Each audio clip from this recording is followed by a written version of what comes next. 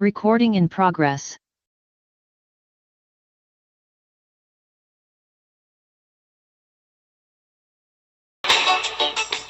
ராஜாக்கள் 20ஆம் அதிகாரம். சீரியாவின் ராஜாவாகிய பெனாதாத் தன் சேனையை எல்லாம் கூட்டிக் கொண்டு போய் சமாரியாவை முற்றுகை போட்டு அதன் மேல் யுத்தம் பண்ணினான். அவனோட கூட 32 ராஜாக்கள் இருந்ததும் அல்லாமல் குதிரைகளும் இரதங்களும் இருந்தது. அவன் நகரத்திற்குள் இஸ்ரவேலின் ராஜாவாகிய ஆகாபிடத்தில் ஸ்தானாபதிகளை அனுப்பி, உன்னுடைய வெள்ளியும் உன்னுடைய பொன்னும் என்னுடையது, உன்னுடைய ஸ்திரீகளும் உன்னுடைய குமாரருக்குள் சமர்த்தராய் இருக்கிறவர்களும் என்னுடையவர்கள் என்று பெனாதாத் சொல்லுகிறான் என்று அவனுக்கு சொல்லச் சொன்னான். இஸ்ரவேலின் ராஜா அதற்கு பிரதியுத்தரமாக, ராஜாவாகிய என் ஆண்டவனே, உம்முடைய வார்த்தையின்படியே நானும் எனக்கு உண்டான யாவும் உம்முடையவைகள்தான் என்று சொல்லி அனுப்பினான். அந்த ஸ்தானாபதிகள் திரும்பவும் வந்து, பெனாதாத் சொல்லுகிறது என்னவென்றால், உன் வெள்ளியையும் உன் பொன்னையும் உன் ஸ்திரீகளையும் உன் குமாரர்களையும் நீ எனக்கு கொடுக்க வேண்டும் என்று உமக்கு சொல்லி அனுப்பினேனே. ஆனாலும் நாளை இந்நேரத்தில் என் ஊழியக்காரரை உன்னிடத்தில் அனுப்புவேன். அவர்கள் உன் வீட்டையும் உன் ஊழியக்காரரின் வீடுகளையும் சோதித்து உன் கண்ணுக்கு பிரியமானவைகள் எல்லாவற்றையும் தங்கள் கைகளில் எடுத்து கொண்டு போவார்கள் என்றார் என்று சொன்னார்கள். அப்பொழுது இஸ்ரவேலின் ராஜா தேசத்தின் மூப்பரையெல்லாம் அழைப்பித்து, இவன் பொல்லாப்பு தேடுகிற விதத்தை கவனித்து பாருங்கள். என் ஸ்திரீகளையும் என் குமாரர்களையும் என் வெள்ளியையும் என் பொன்னையும் கேட்க இவன் என்னிடத்தில் ஆள் அனுப்பின போது நான் கொடுக்க மாட்டேன் என்று இவனுக்கு மறுக்கவில்லையே என்றான். அப்பொழுது சகல மூப்பரும் சகல ஜனங்களும் அவனை பார்த்து, நீர் அவனுக்கு செவி கொடுக்கவும் அவனுக்கு சம்மதிக்கவும் வேண்டாம் என்றார்கள்.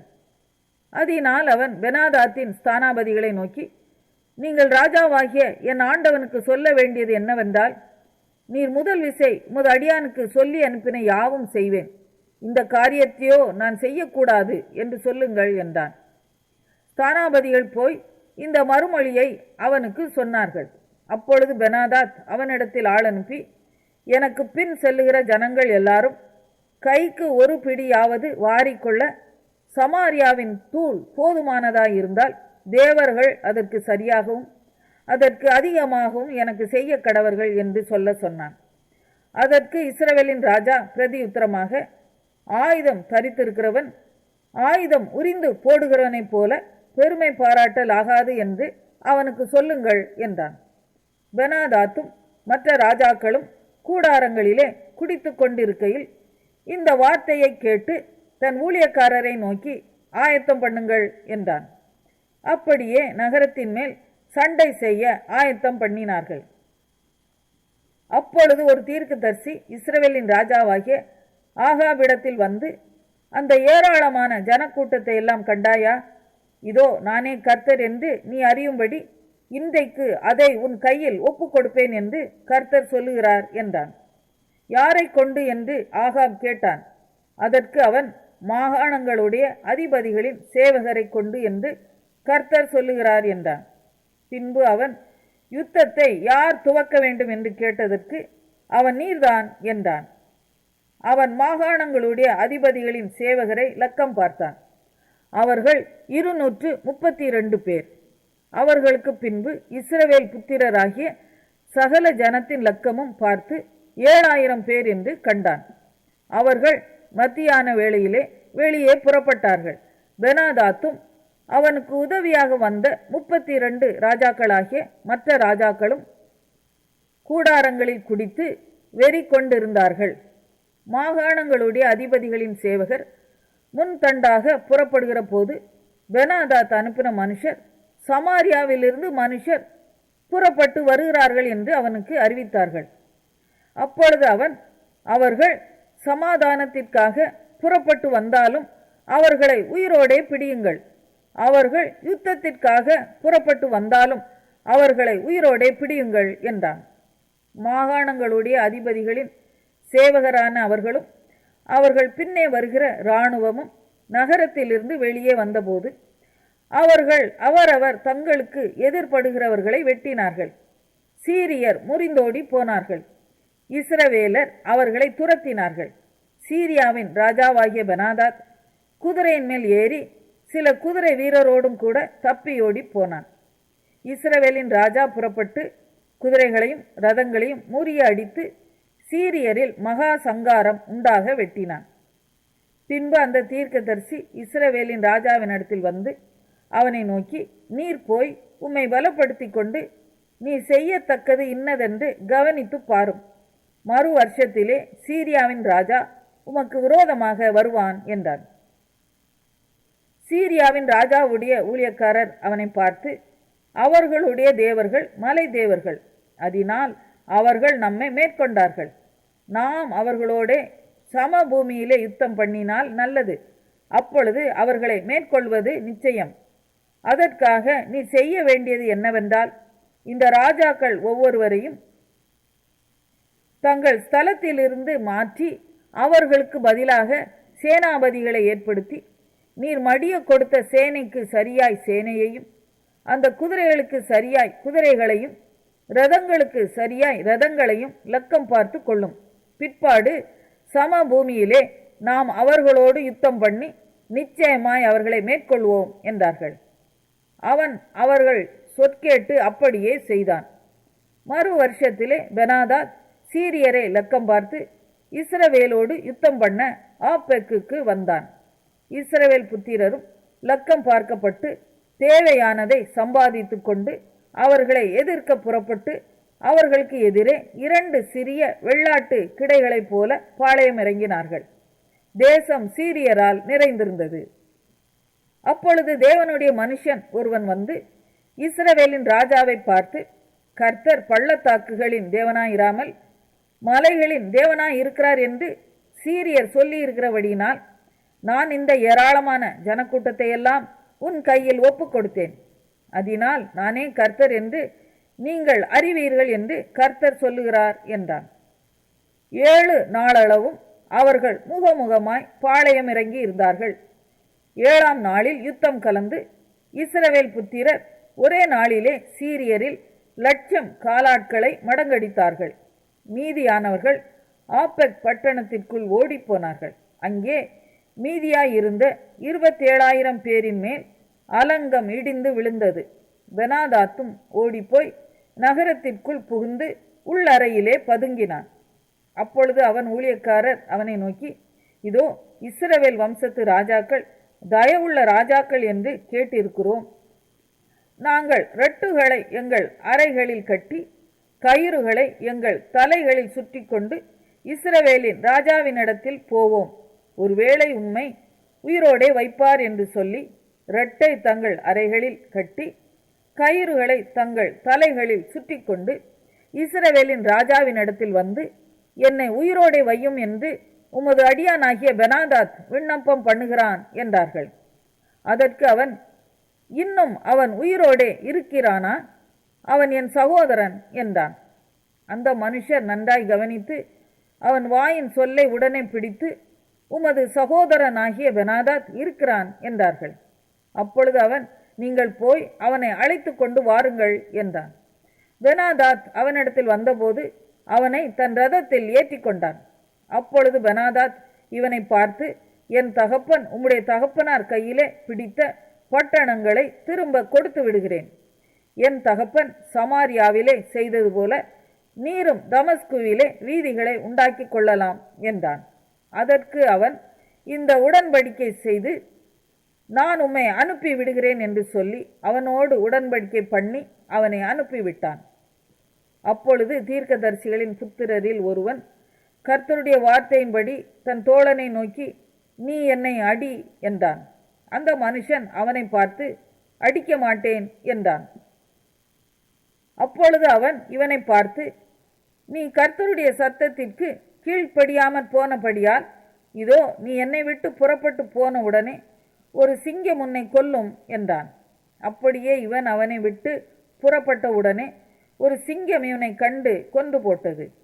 அதன் பின் அவன் வேறொருவனை கண்டு என்னை அடி என்றான். அந்த மனுஷன் அவனை காயமுண்டாக அடித்தான். அப்பொழுது அந்த தீர்க்கதரிசி போய் தன் முகத்தின் மேல் சாம்பலை போட்டு வேஷம் மாறினவனாய் வழியிலே ராஜாவுக்காக காத்திருந்தான்.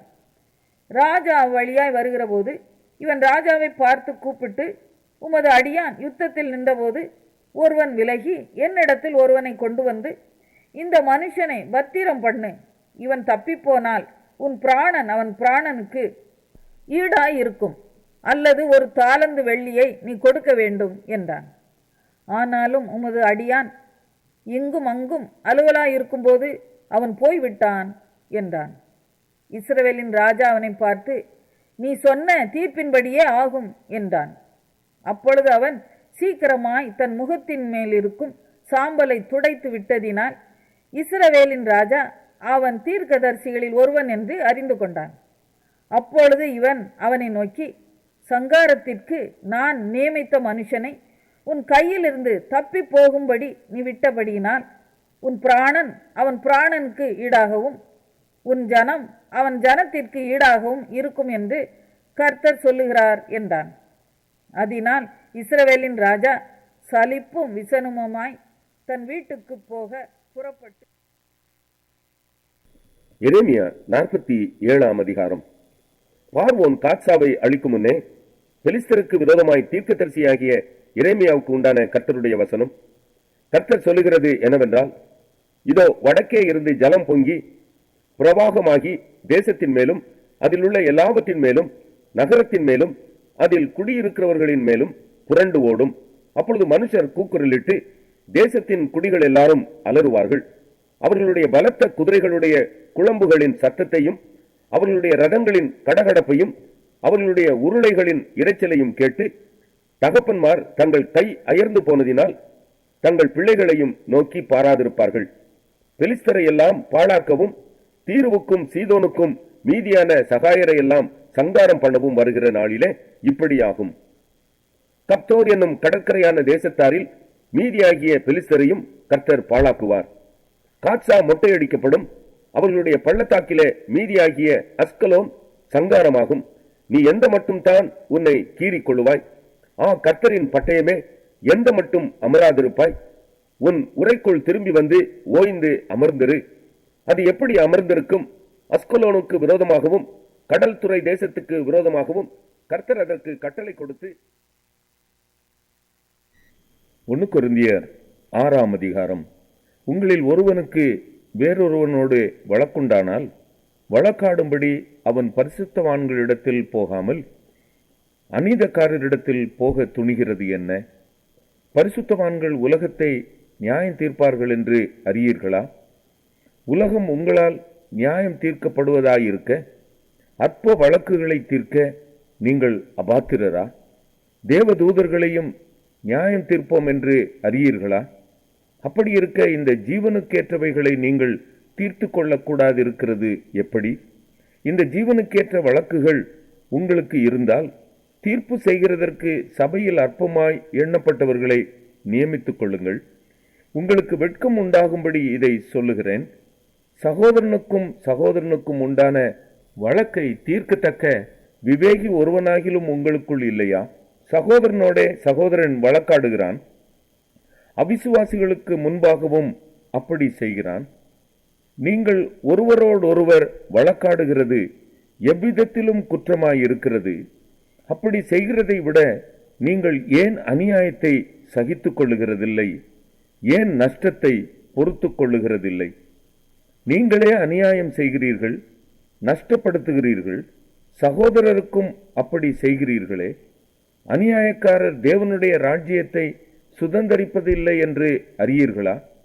வஞ்சிக்கப்படாதிருங்கள். வேசி மார்க்கத்தாரும் விக்கிரக ஆராதனைக்காரரும் விபசாரக்காரரும் சுய புணர்ச்சிக்காரரும் ஆண் புணர்ச்சிக்காரரும் திருடரும் பொருளாசைக்காரரும் வெறியரும் உதாசீனரும் கொள்ளைக்காரரும் தேவனுடைய ராஜ்யத்தை சுதந்தரிப்பதில்லை. உங்களில் சிலர் இப்படிப்பட்டவர்களாய் இருந்தீர்கள். ஆயினும் கர்த்தராகிய இயேசுவின் நாமத்தினாலும் நமது தேவனுடைய ஆவியினாலும் கழுவப்பட்டீர்கள், பரிசுத்தமாக்கப்பட்டீர்கள், நீதிமான்களாக்கப்பட்டீர்கள். எல்லாவற்றையும் அனுபவிக்க எனக்கு அதிகாரம் உண்டு. ஆகிலும் எல்லாம் தகுதியாயிராது. எல்லாவற்றையும் அனுபவிக்க எனக்கு அதிகாரம் உண்டு. ஆகிலும் நான் ஒன்றிற்கும் அடிமைப்பட மாட்டேன். வயிற்றுக்கு போஜனமும் போஜனத்துக்கு வயிறும் ஏற்கும். ஆனாலும் தேவன் இதையும் அதையும் அழிய பண்ணுவார். சரீரமோ வேசித்தனத்திற்கு அல்ல, கர்த்தருக்கே உரியது. கர்த்தரும் சரீரத்திற்கு உரியவர். தேவன் கர்த்தரை எழுப்பினாரே, நம்மையும் தமது வல்லமையினாலே எழுப்புவார். உங்கள் சரீரங்கள் கிறிஸ்துவின் அவயவங்கள் என்று அறியீர்களா? அப்படி இருக்க நான் கிறிஸ்துவின் அவயவங்களை வேசியின் அவயவங்களாக்கலாமா? அப்படி செய்யலாகாதே. வேசியோடு இசைந்திருக்கிறவன் அவளுடனே கூட ஒரே சரீரமாய் இருக்கிறான் என்று அறியீர்களா? இருவரும் ஒரே மாம்சமாய் இருப்பார்கள் என்று சொல்லி இருக்கிறதே. அப்படியே கர்த்தரோடு இசைந்திருக்கிறவனும் அவருடனே ஒரே ஆவியாயிருக்கிறான். வேசித்தனத்திற்கு விலகி ஓடுங்கள். மனுஷன் செய்கிற எந்த பாவமும் சரீரத்திற்கு புறம்பாயிருக்கும். வேசித்தனம் செய்கிறவனோ தன் சுய சரீரத்திற்கு விரோதமாய் பாவம் செய்கிறான். உங்கள் சரீரமானது நீங்கள் தேவனாலே பெற்றும் உங்களில் தங்கியும் இருக்கிற பரிசுத்த ஆவியினுடைய ஆலயமாயிருக்கிறதென்றும் நீங்கள் உங்களுடையவர்கள் அல்லவென்றும் அறியீர்களா? கிரயத்திற்கு கொல்லப்பட்டீர்களே, ஆகையால் தேவனுக்கு உடையவைகளாகிய உங்கள் சரீரத்தினாலும் உங்கள் ஆவியின்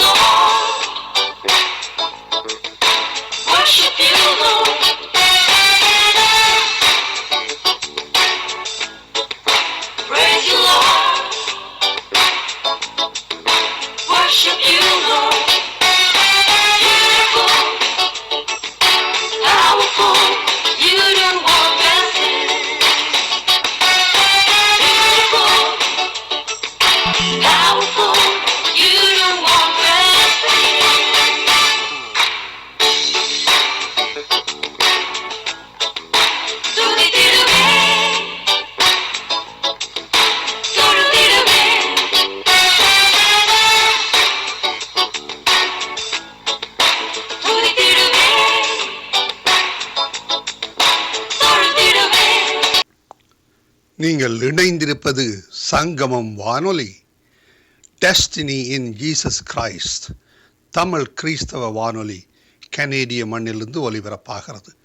மார்க்கு 16:15, மத்தேயு 24:14 வசனத்தின்படி இயேசு சீசர்களை நோக்கி, நீங்கள் உலகெங்கும் போய் சர்வ சிருஷ்டிக்கும் சுவிசேஷத்தை பிரசங்கியுங்கள். ராஜ்யத்தினுடைய இந்த சுவிசேஷம் பூலோகமெங்குமுள்ள சகல ஜாதிகளுக்கும் சாட்சியாக பிரசங்கப்படும்.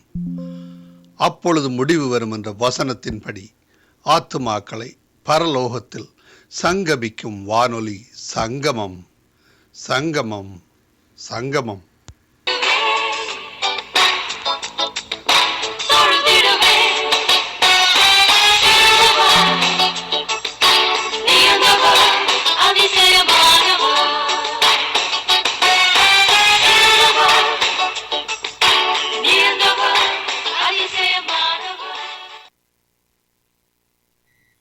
ஒன்று ராஜாக்கள்